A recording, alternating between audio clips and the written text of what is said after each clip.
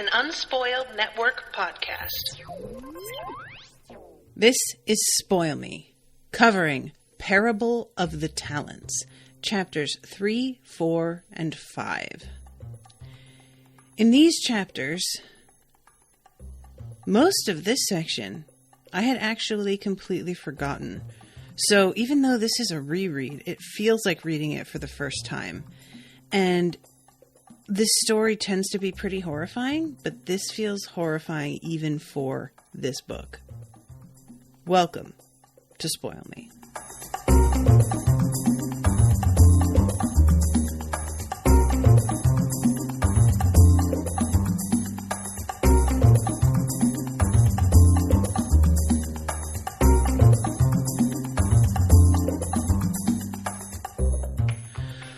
Welcome to the show, everybody. I am Natasha. Thank you so much to Danique for commissioning this episode. I am really surprised at how little of this section I remembered.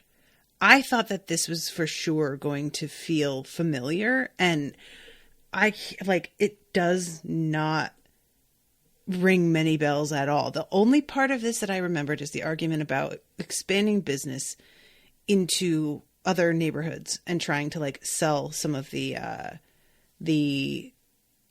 overstock, I guess, if the overproduction of the fruits and vegetables and whatnot.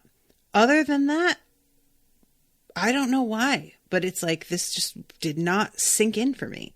So that's kind of cool to be redoing it, I guess, then. So let's do chapter 3. It starts off from Earthseed, the Books of the Living. God is change, and in the end, God prevails. But meanwhile, kindness eases change. Love quiets fear.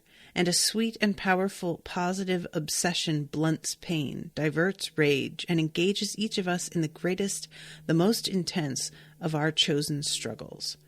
And it says underneath, from Memories of Other Worlds, which there is a point later on where Lauren is showing somebody an actual self-published book.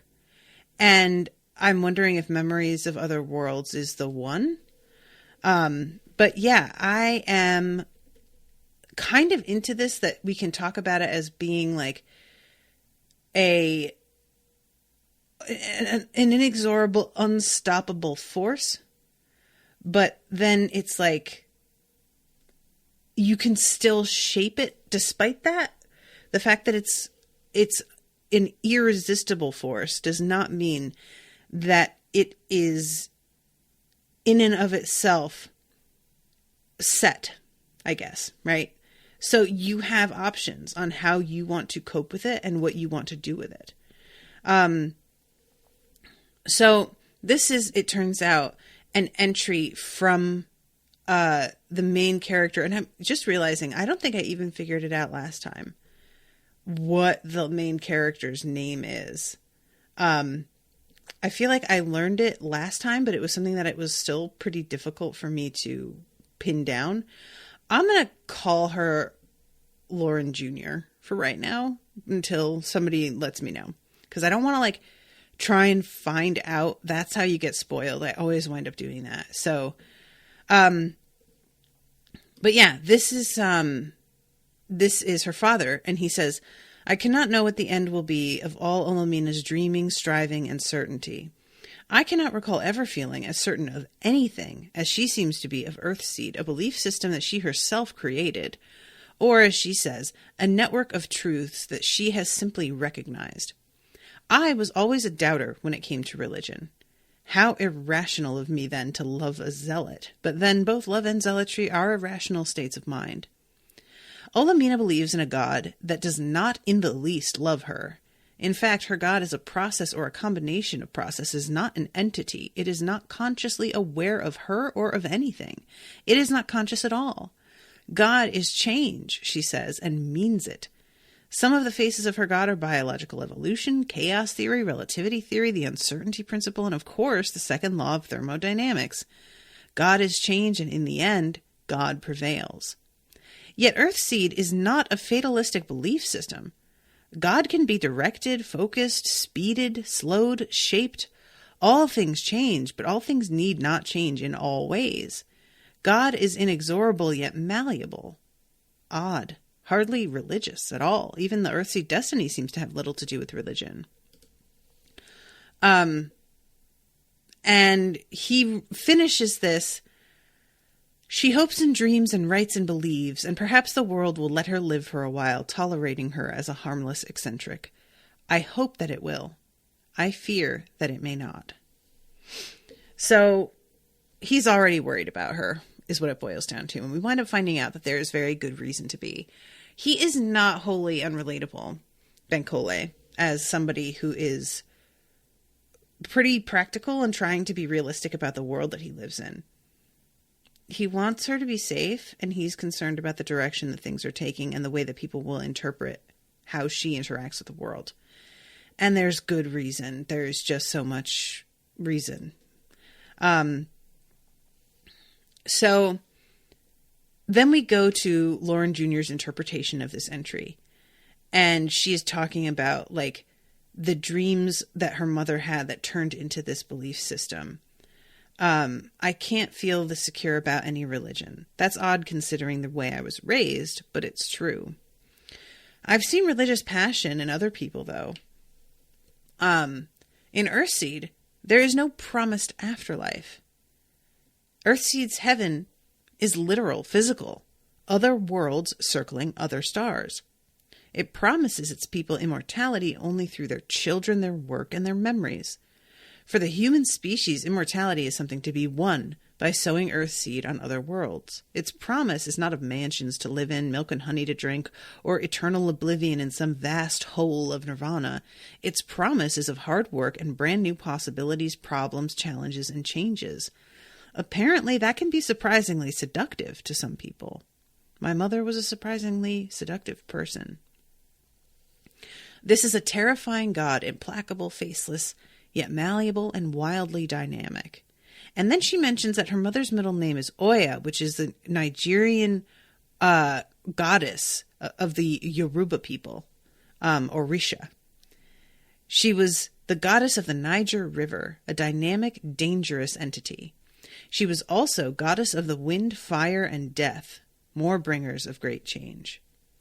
So, that's, I mean, I wonder if her father knew that. Like, was it her mother that chose her name? Because her father being a Baptist, I feel like I wouldn't expect him to go in the direction of what he would, I would think, consider a pagan god for the name of his daughter. And I don't know whether to, like, I just don't know how to interpret her mother. We just don't know very much about her. You know, she doesn't even have a photo anymore.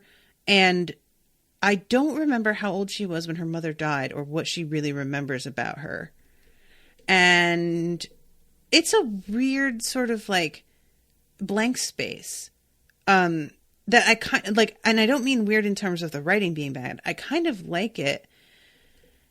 And I think the reason for that is because so much of the time when we are in stories where somebody is either orphaned or one of their parents has died, they give us an idea of who their parent was, at least according to the people who remain to talk about their parent.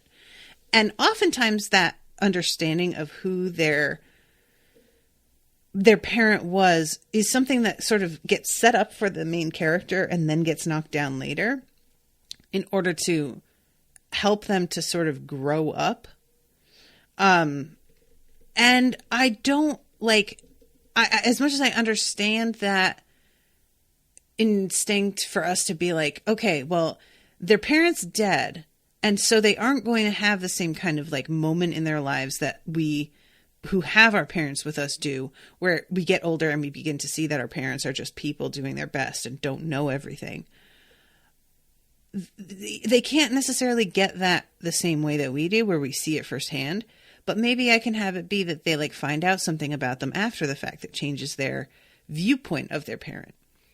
And so in that way, establishing some information about a dead parent in a story services that like coming of age moment where you realize something about them. But with Lauren, she has this coming of age be a much more dramatic and much less relatable thing. Her entire community is killed. Her father disappears. Her whole family is slaughtered. The house burns down. Everybody is dead or raped or gone. They don't need to do this. They don't need to have oh, my mom wasn't who I thought. Everything is so... No, that is small potatoes, low stakes shit in comparison to what we know is going on in her life. And so her mother being this blank spot that she really just doesn't seem to know much about makes a lot of sense, and also kind of feels different from other stories. And it has this reality to it where there are a lot of people out there. And I think that when you are of a middle class and you have family, you don't appreciate how this can be for other people. But there are a lot of folks out there who do not have a network of family or a system of like inheritance that allows them to know very much about the family that they have lost throughout their lives.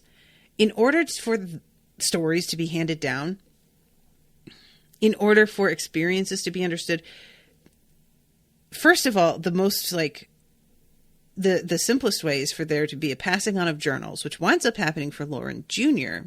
She gets that privilege. But for Lauren herself, she doesn't. She has the photo, which her fucking brother ruined. There's no like home that is inherited that will sort of inform, there isn't a like remaining family to tell stories. And especially if you're poor, there's no handing down of heirlooms. And oftentimes if you're poor, family doesn't live long enough because they don't have access to healthcare in the United States, at least.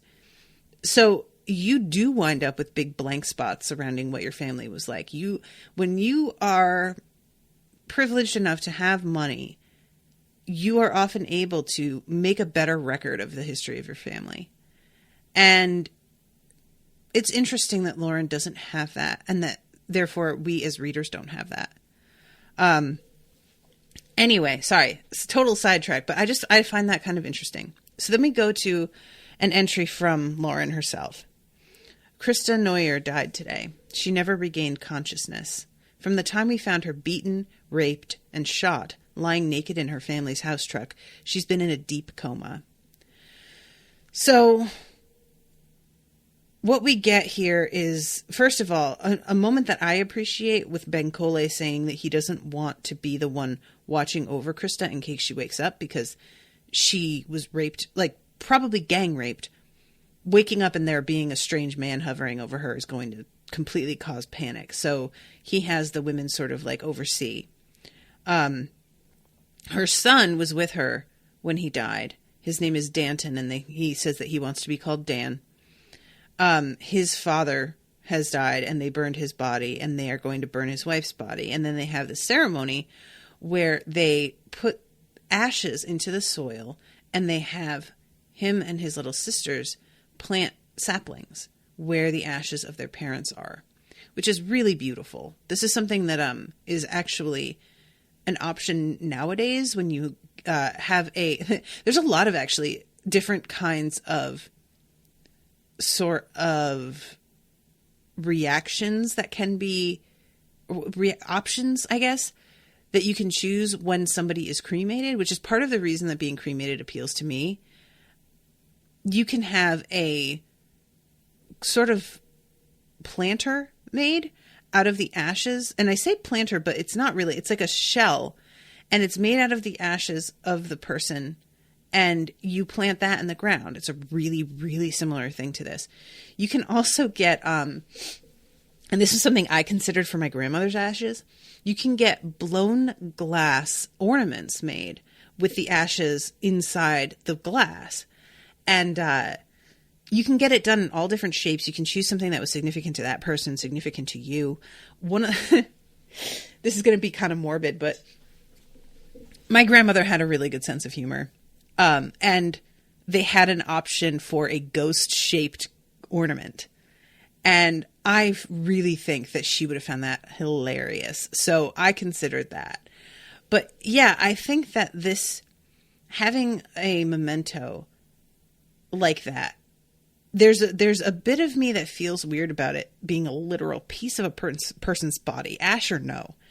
But on the other hand, I really do understand the draw. I really do.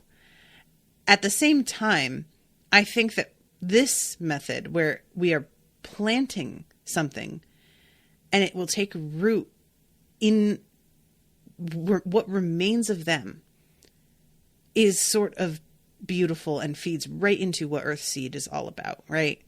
So, meanwhile, Dan is managing to heal pretty well. And Bankole says that the maggots actually are responsible for that because they were the type that only eat dead tissue. So they kept his wounds pretty clean and kept anything from getting like infected. And when his sisters find out that he is still alive, they almost hurt him because they are so excited to see him that they all jump on him on his bed while he's like still quite injured. And he has to fight them off, and they wind up having to make kind of some rules about how visits can go, because they're like, yeah, we can't have you guys like injuring this poor kid. Jesus Christ. Let's see. They ran to him and would have piled onto his bed if May and Allie had not stopped them. May seems best able to reach them. They seem to have a special liking for May. Oh, guys. Ugh. I don't even want to talk about this, but I have to. Part of the deal. She's something of a mystery, our May. I'm teaching her to write so that someday she'll be able to tell us her story. She looks as though she might be a Latina, but she doesn't understand Spanish. She does understand English, but doesn't speak it well enough to be understood most of the time. That's because sometime before she joined us, someone cut out her tongue.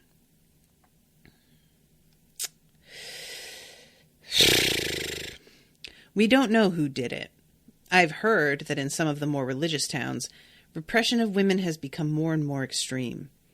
A woman who expresses her opinions, nags, disobeys her husband, or otherwise tramples her womanhood and acts like a man might have her head shaved, her forehead branded, her tongue cut out, or worst case, she might be stoned to death or burned. I've only heard about these things. May is the first example of it that I've ever seen, if she is an example. I'm glad to say her terrible wound had healed by the time she came to us.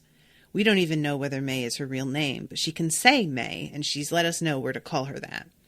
It's always been clear that she loves kids and gets along well with them. Now, with the little Neuer girls, it seems that she has a family. She's been sharing a cabin with Allie Gilchrist and Allie's adopted son Justin for the better part of a year. Now I suppose we'll have to either expand Allie's cabin or begin work on a new one. In fact, we need to begin work on 2 or 3 new ones. The Scolari family will be getting the next one. They've been cooped up with the Figueroas long enough. Then the Dovetrees, then the Neuers, and May. So, Jesus Christ. We've got some, Handmaid's Tale style shit.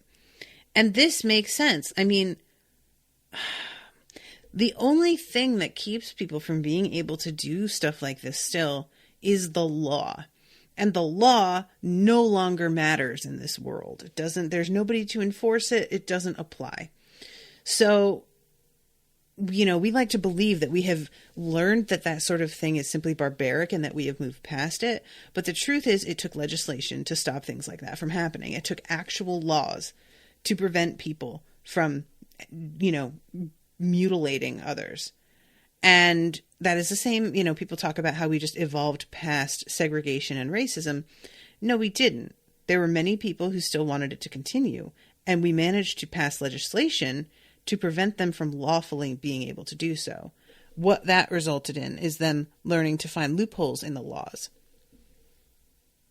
It's that simple. It's not like people's hearts and minds are changed when laws change. That's not how that works. You can say that the laws change as a reflection of hearts and minds. And that's a reflection of a few that managed to enact change. But it's not going to be necessarily supported by a large portion of the population. So then she talks about Dan and what's going on with him and him settling in. And she says something about how they are kind of growing too fast as a community. At the same time, because of how huge her plans are, she feels like they're not growing fast enough. This is the kind of ambition that I can't, like, I am a very ambitious person. I won't lie. I mean, ambition can also often be seen as like kind of a negative trait. And it's a shame that we have that sort of stigma on just the simple word of ambition. But my ambition is about, first of all, wanting to be able to create a business that's so successful that I can support my friends who have been so incredible in helping me to create Unspoiled. I am the like work behind Unspoiled for the most part. I do almost all the episodes. I do the editing. I do the site maintenance. I do the like handling of social media. But my co-hosts are hugely important. So I would love to be able to compensate them for the time that they spend and make it really worth their while and not just a hobby. That's really where my ambition stems from. And also, of course, just wanting to feel like lots of people are listening and interacting. There's a power to that, of course. But what Lauren is trying to build, the ambition of this is very different. The thing that I want to build, she says, is so damned new and so vast. I not only don't know how to build it, I'm not even sure what it will look like when I have built it. I'm just feeling my way, using whatever I can do, whatever I can learn to take one more step forward. So I just don't know what exactly she has in mind. It sounds almost like, I mean, you know, people are calling it a cult, and she sort of takes exception to that in some ways, but she doesn't really object when people use the word either. But it feels like she wants to start a new system of government ultimately. And I can understand her daughter, if things go in the direction that sounds like on the surface, maybe not being super impressed with her mother, with it being that kind of a ambition. It being about what she thinks is kind of control. At least that's the impression that I get from the way that her daughter talks about it. I could be wrong. But, so she goes on and talks about what she found out from Dan had happened to the Noyers. And I don't really even want to get into this story too much because it's so awful. But basically, it's what it looks like. The Noyers used to live in Phoenix. Things start to get way too expensive to live. They decide that they are going to sell everything they own and invest in an armored house truck and try and get up to Alaska. And Alaska has been sort of the mecca that people are heading to, at like to the point that Alaska winds up shutting down any sort of immigration, and they wind up seceding from the United States. And they are making it so that, like, you know, there is a huge barrier to being able to just show up. They were taking in too many people. And a great deal of this is because Alaska is far enough away from the contiguous United States that some of the, like, bloodshed and horror hasn't reached there yet.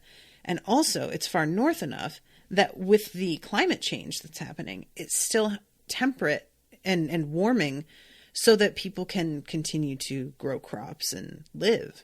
So, yeah. I thought there would be another civil war over the matter. But Donner has more than enough down here to keep him busy, and neither Canada nor Russia, who have been sending us food and money, much like the idea of a war right next door to them. The only real danger of civil war is from Andrew Steele Jarrett if he wins the election next month.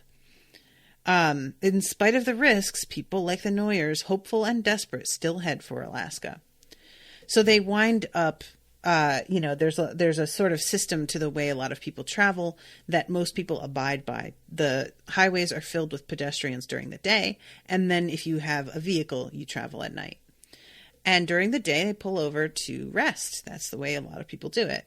But they did not hide themselves as well as they thought, and they did not post any guards. They thought they were hidden well enough that they could just all relax, and they were incorrect. So they wind up attacking. Dan plays dead after he gets shot those 2 times. And he says that he can hear his sisters. It says, heard 2 of his sisters screaming as he had never heard anyone scream, which just is so horrifying. And his sisters wind up being taken away. It's possible they're dead. More likely they've been sold. And it comes up later that he is determined to find them. He feels responsible for the fact that he didn't protect them, which is, of course, so ludicrous. This kid was a lone, unarmed teenager in the face of a group of armed men who had the element of surprise. But he still feels like that should have been his responsibility. Meanwhile, his 2 youngest sisters managed to lock themselves inside the armored truck. And even though these men fired on it and even tried to go at the tires and stuff to keep it from being driven away, the truck is just so strong that nothing they did even made a dent. So his sisters are able to come out later, and he says that he thought for sure he was the only one left alive and that his sisters had been taken. So when they come out, he thinks he's hallucinating for a second. So he tries to get back onto the truck and drag his parents' bodies so that they can drive to a hospital or somewhere that is populated. But he is losing a lot of blood. And by the time they manage to get his parents' bodies onto the truck, it's over. He has passed out. And Lauren says it was a familiar sort of story, horrible and ordinary. Almost everyone in Acorn has a horrible, ordinary story to tell. Today we gave the Neuer children oak seedlings to plant in earth that had been mixed with the ashes of their parents. So, yeah. And he says something about how, he doesn't know what happened to his sisters. They might be dead, but maybe they're not. Sometimes I wish I was dead. It's just awful. Sometimes I wake up still hearing them screaming, hearing those bastards laughing. I will never, ever understand sadism. I will never get it. Even when somebody is a really terrible human being, I just can't enjoy their pain. This has never been something that kind of revenge tends to not be the kind of satisfying that I'm looking for. If somebody is truly awful, I either A, want them to understand the kind of awful they are and really either be fed a helping of what they have done to other people in an abstract way, or I want them just killed and taken out of the equation. But watching somebody suffer has never been anything I've enjoyed. Part of why I don't like a lot of horror movies.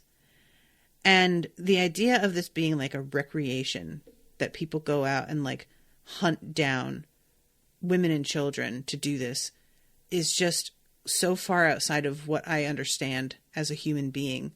And it's not that unusual is what's so upsetting about it. People behave as if these kinds of men, and they are almost always men, that they behave as if they are these sicko outliers, but they are far more common than anybody wants to believe.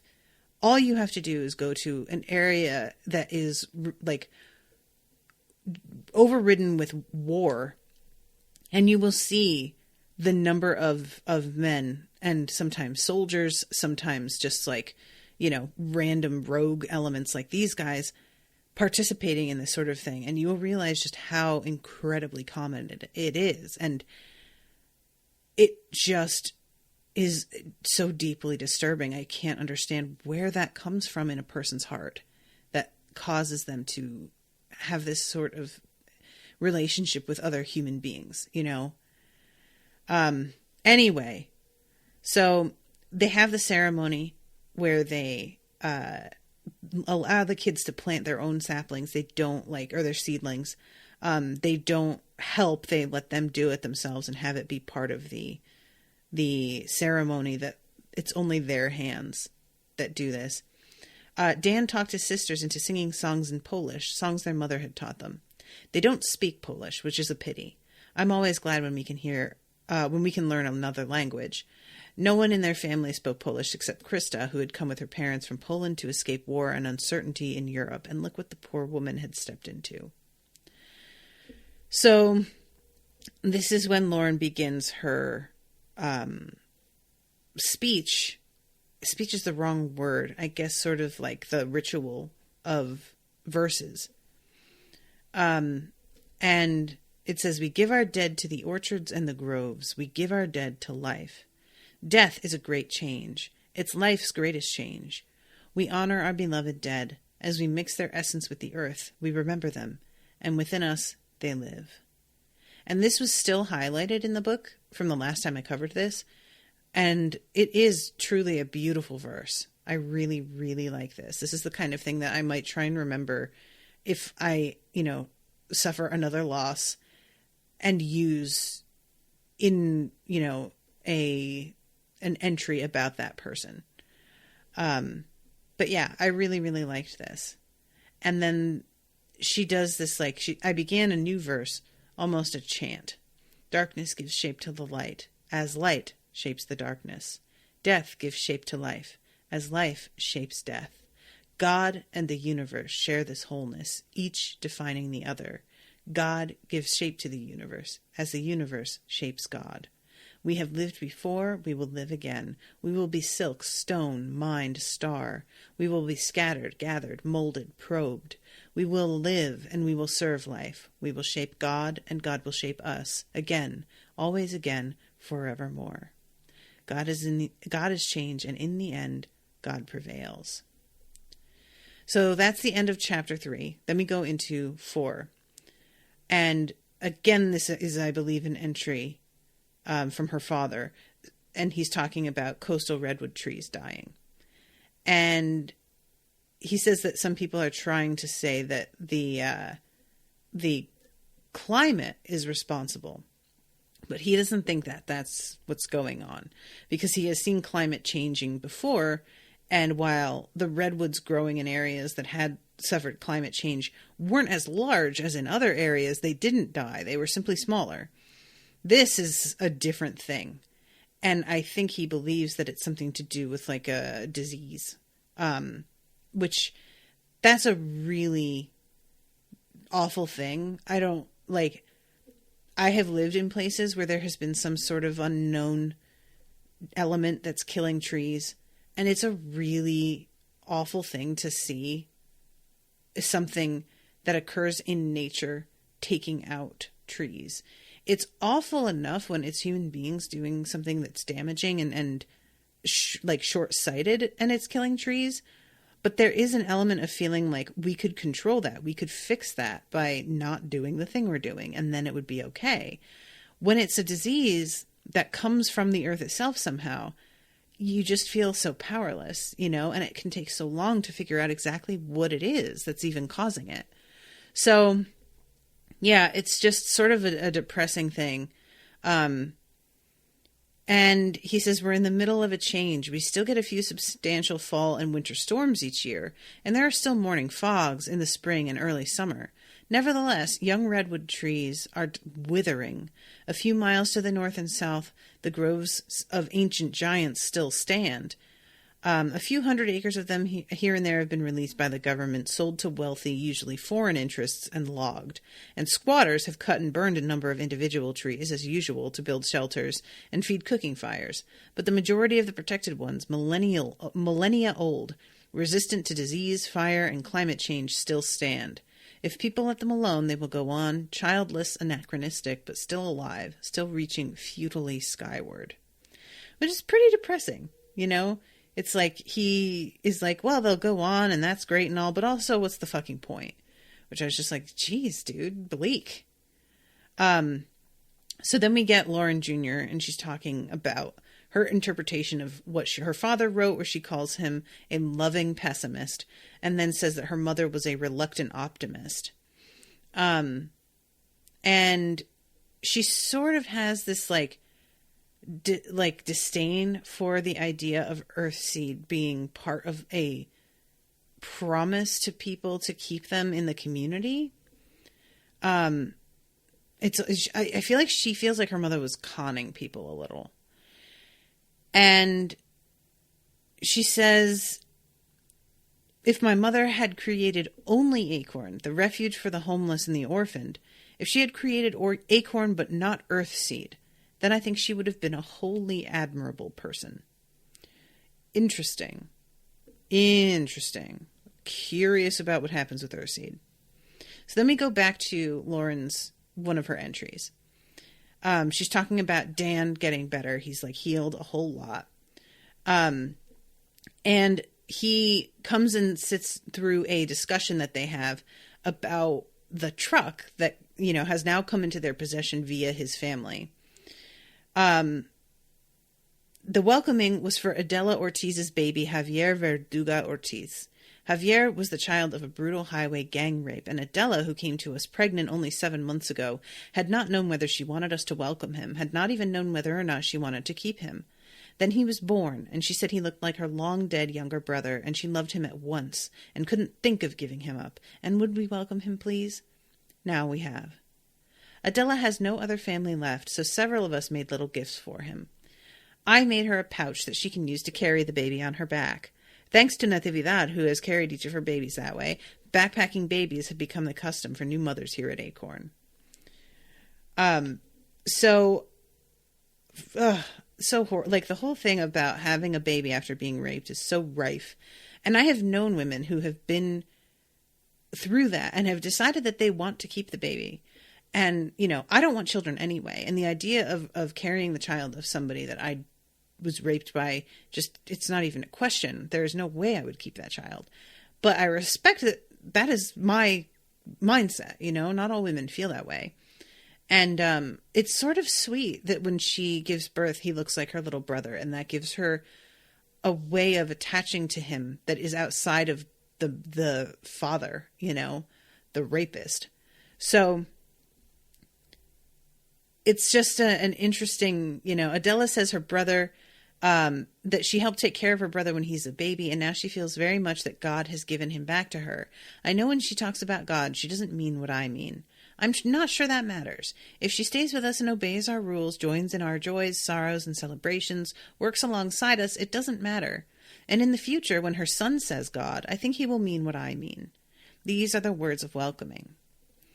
So there is a verse to welcome him. I'm not going to read every verse because there's a lot of them in this book. And it's sort of, interesting, Lauren just is so invested in people believing what she believes and seeing God the way that she does. She's very gentle about the way that she does this and reaches out to people about it, but it's clear that it matters to her a lot that this kid grow up buying whatever it is that she's putting down. So finally, after the welcoming, so many members of our community have come to us alone or with only little children that it seems best for me to do what I can to create family bonds.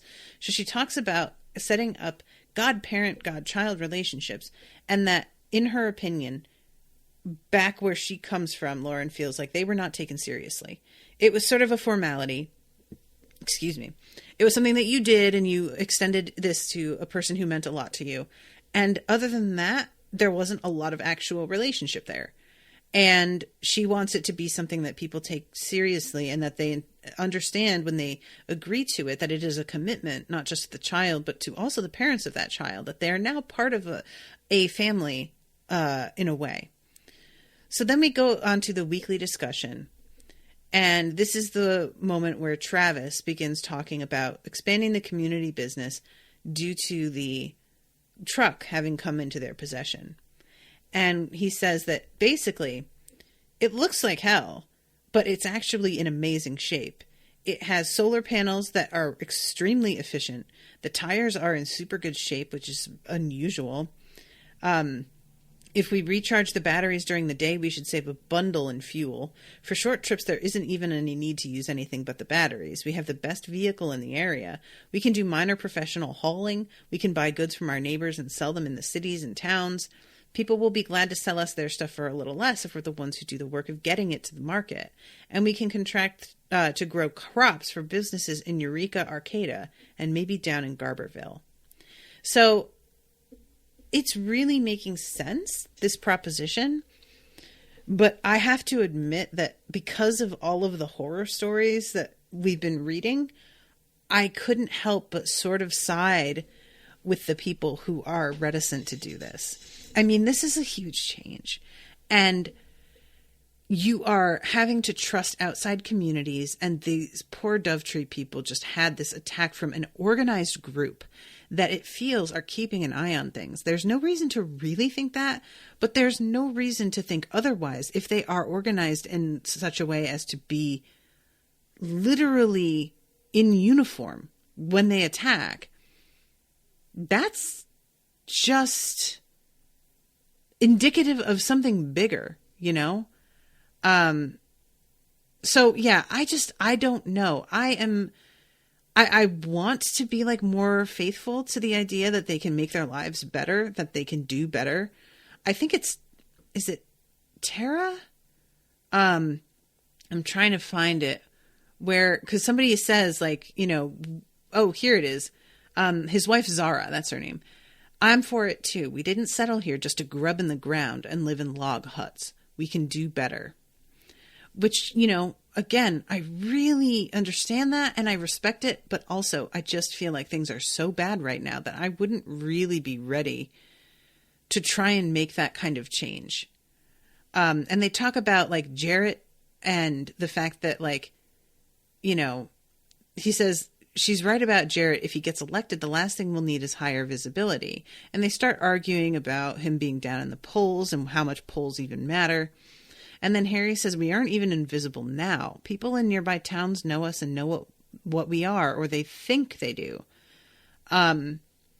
So basically their attitude is just like, if we're trying to avoid notice, too late.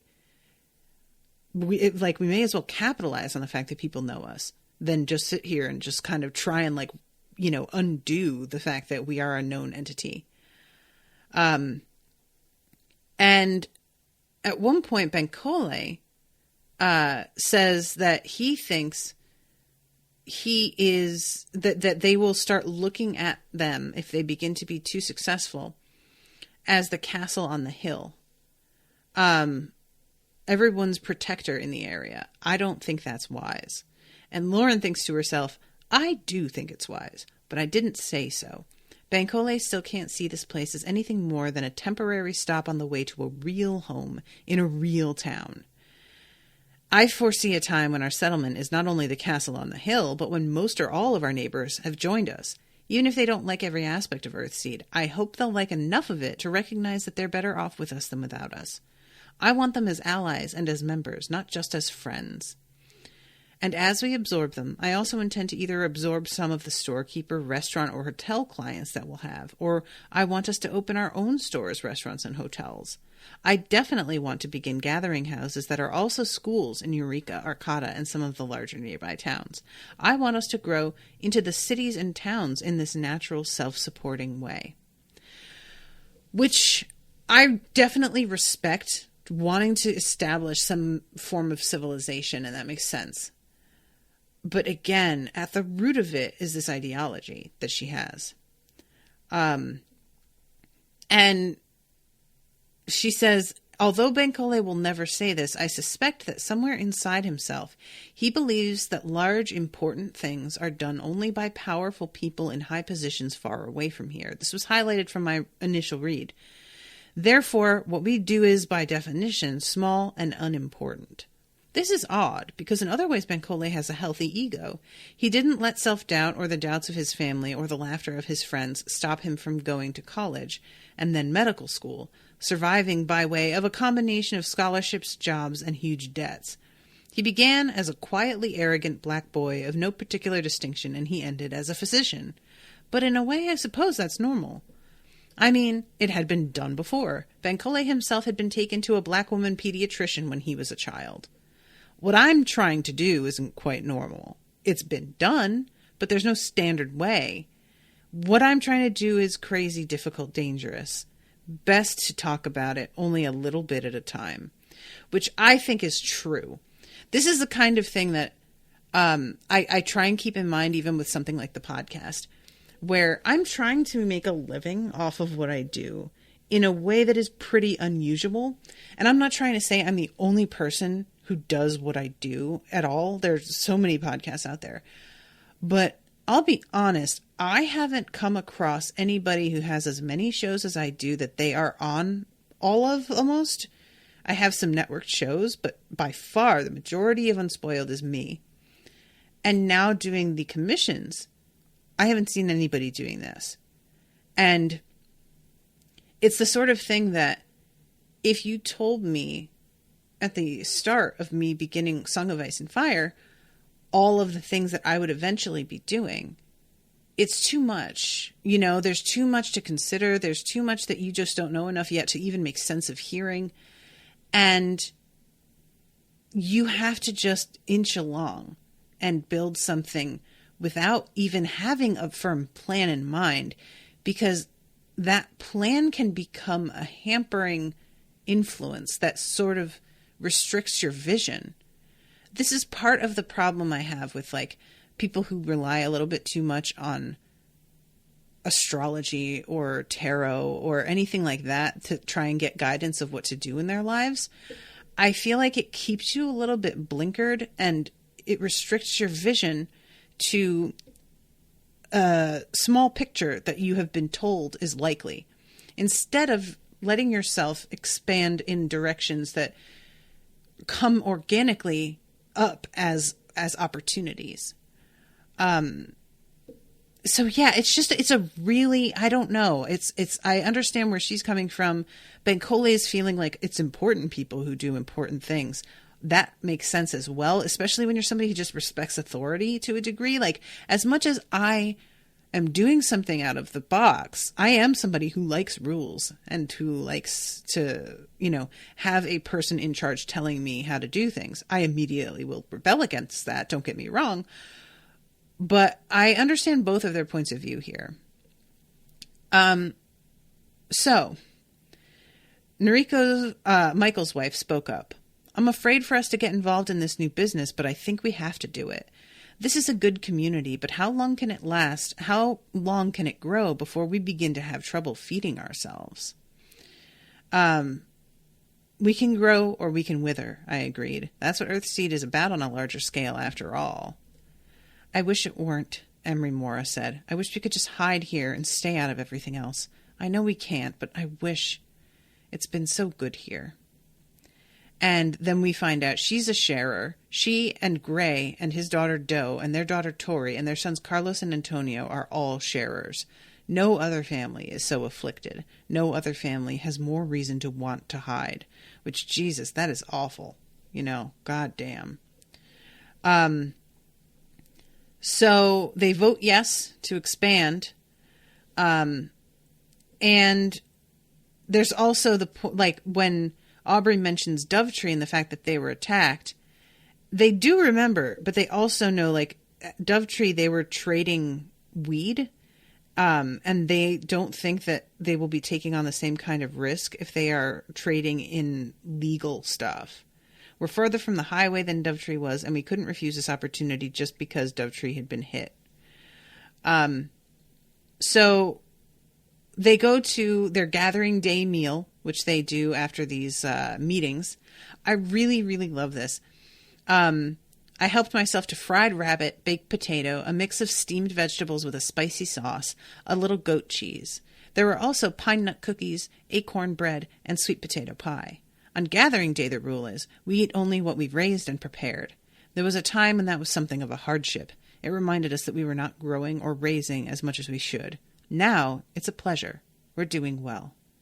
And I gotta tell you guys, whenever I come across this kind of line in something like this, I just am like, stop it. Stop talking about how well you're doing.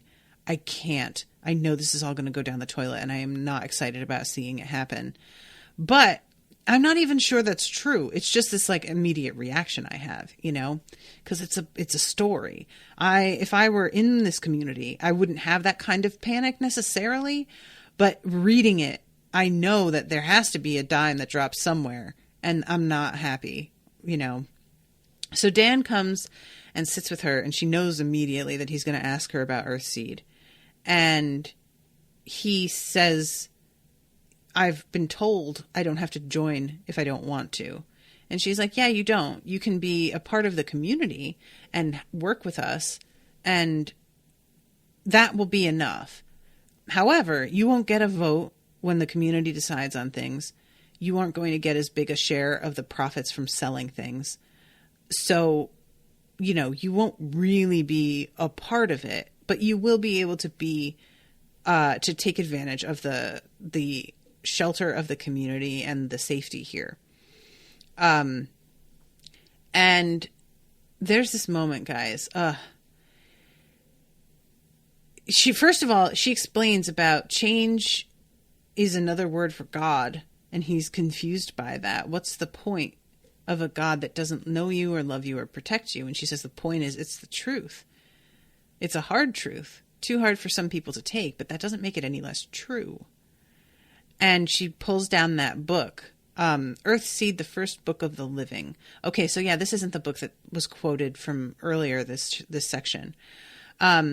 Things will go back to normal someday, he said. You should do this in the same way. Oh, this is Bankole telling her to self-publish. And she realizes that things being actually published in a book impresses people much more than just her notes in a notebook. So she did it initially as like a precaution to, you know, keep things in record. But then she realized that it was actually a shrewd idea for Earthseed and getting it to spread. So Dan, understandably, is just like, I don't really understand what this means. He says something about, like, do you think that praying doesn't work if there's no God out there listening? And she's like, no. Prayer is like a really effective way of talking to yourself, of talking yourself into things, of focusing your attention on whatever it is you want to do. And I think that is a really smart way of framing it. You know, people talk about how talking to yourself is like a bad sign. I think it's really healthy. I think talking to yourself can be an extremely helpful way of working through stuff that is actually kind of obvious if you take the time to put the pieces together. It's sort of like trying to use a pensieve in Harry Potter, but, you know, without the actual, like, literal memories hanging around in front of your face. So, yeah, he says, what if I ask God to help me? And she says, you're the one your words reach and strengthen.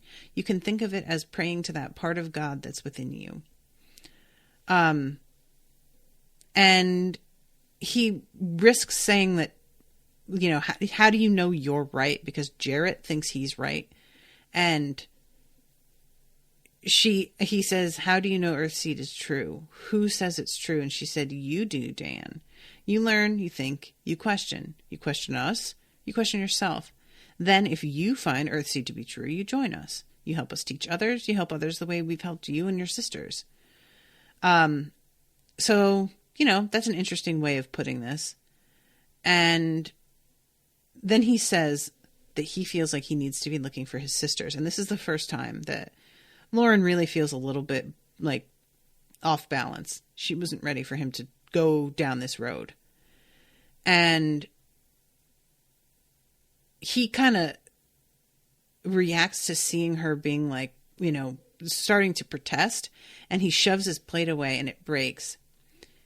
He stared at it, tears in his eyes, tears that had nothing to do with broken china. I reached for his hand. He flinched away, then looked up from the plate and stared at me through his tears. I took his hand again and looked back at him. We have friends in some of the nearby towns, I said. We've already left word with them. We're offering a reward for the girls or for information that leads us to them. If we can, we'll snatch them. If we have to, we'll buy them. I can't promise anything, Dan, but we'll do what we can.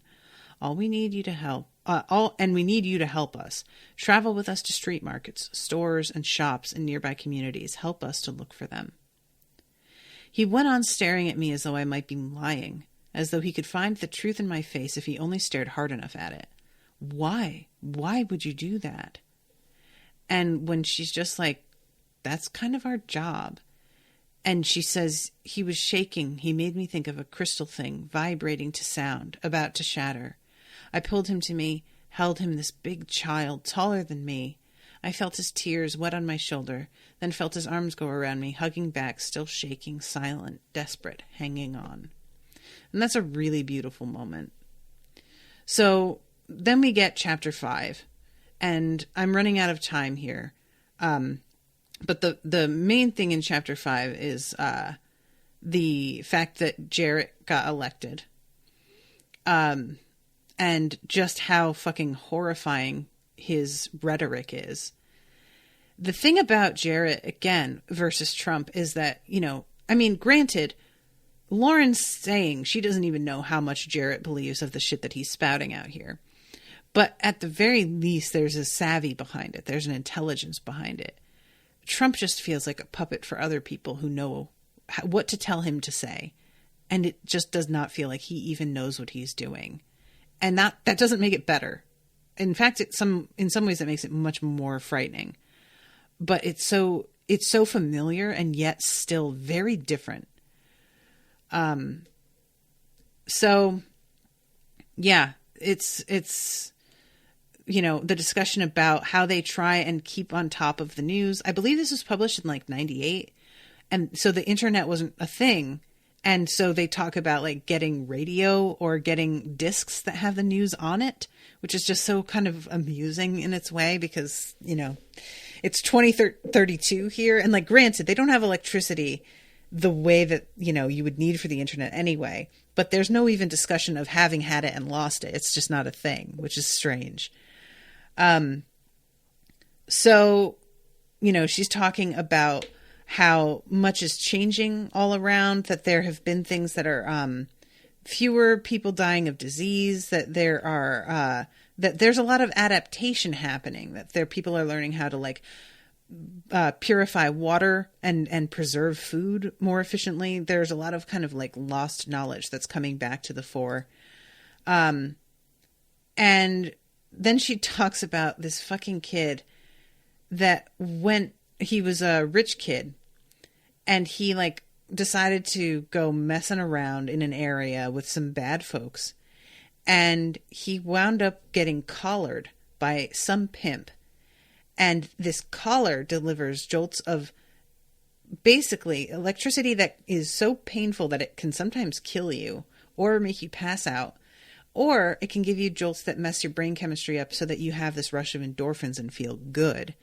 It's a whole new type of slavery. This technology is extremely alarming. And the guy's father was rich enough that he could actually get the police to go investigate and get him back. And all of a sudden, everybody's talking about, oh my God, there's slavery in Texas, even though this has been going on. It's just that he was rich. And now all of a sudden people care. And nobody cared when it was hundreds of other fucking nobodies. And that is just, God damn, that is the truest thing. So true. Once it happens to a person that we deem as being like more worthy of attention, all of a sudden we have this huge concern over a thing that's been affecting people for years, decades before. She talks about the discovery of the slime mold on Mars and that she finds it absurd that they're not investing more into this. It gets turned into a privatized thing, but she's glad it isn't, at least like it could have been totally abandoned, which she's glad that didn't happen. And then she talks about these womb containers where you can hatch a person rather than having to, but she's also thinking about that there are poor women who serve as surrogate mothers who are able to like kind of capitalize on that. And this would make them obsolete potentially. And, it's a combination of like, it's good for these mothers that they can find a way through by doing this, but it's also horrifying that they have to like bear. Yeah. There's this one woman she knows who, her mother bore 13 surrogate children. I mean, Jesus, talk about killing your body. And I saved the worst news item for last. Jarrett won. And yeah, familiar. It is just so all of his rhetoric, the way he talks about them being rapists and drug sellers and thieves. I mean, this is literally word for word things that our president has said in his speeches. But then we have some good news where they went away and they came across this like school that was being cleaned out for people to occupy it and live there. And they managed to get a bunch of used textbooks for practically nothing, which is hugely important for building this school. And everybody's really excited to get to reading. And it's kind of a sweet moment of something very simple being so important, you know? And then lastly, she finds out that she's pregnant. And Bankole, despite being a little bit afraid of being a dad, seems super excited. And he'll immediately transform into terror. But nevertheless, he can't help but be excited too. And she's excited. She's very happy. Like, apparently they've been hoping for this. So yeah. That's the end of that chapter. I am out of time, so I'm going to wrap. But thank you guys so much for listening. Thank you again to Danique for commissioning this. I'm very eager to see what comes up next, since now we're going to be getting into the section I had not read yet. So I'll be seeing you all again soon. And until then, toodaloo, motherfuckers.